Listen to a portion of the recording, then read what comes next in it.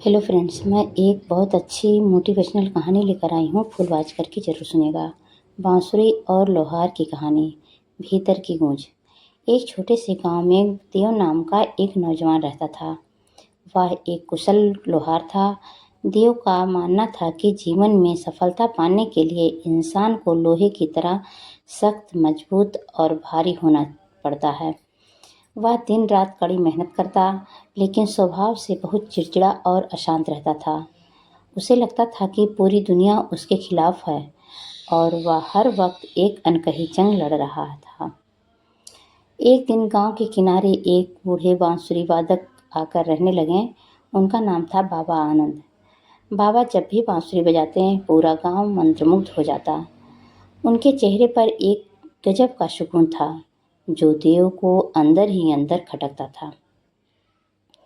एक शाम देव से रहा नहीं गया।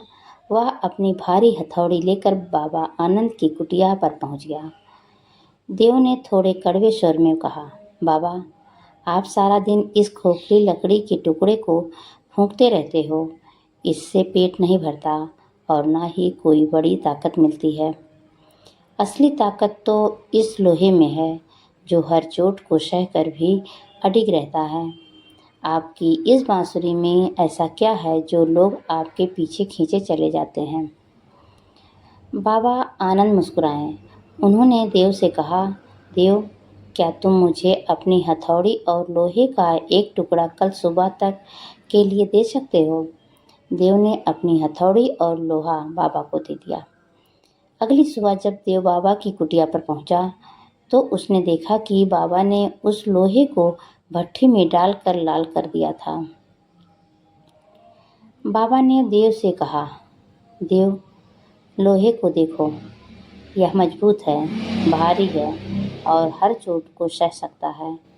लेकिन जब इस पर हथौड़ी पड़ती है तो यह केवल एक भारी कर्कश आवाज करता है।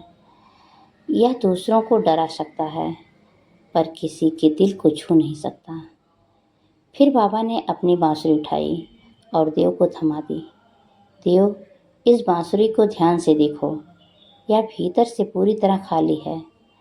इसके सीने में कई छेद हैं, जो इसे गहरे घावों की तरह मिले हैं। लेकिन जब इसमें हवा फूंकी जाती है, तो यह अपनी कमियों और खालीपन को दर्द में नहीं, बल्कि एक बेहद मधुर संगीत में बदल देती है। बाबा ने आगे कहा, लोहे की ताकत दुनिया को दबाने और खुद को कठोर बनाने में है। बांसुरी की ताकत खुद को खाली करके परिस्थितियों के साथ तालमेल बिठाकर दूसरों के जीवन में रस घोलने में है।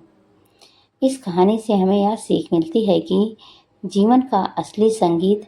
देव को बाबा की बात समझ में आ गई।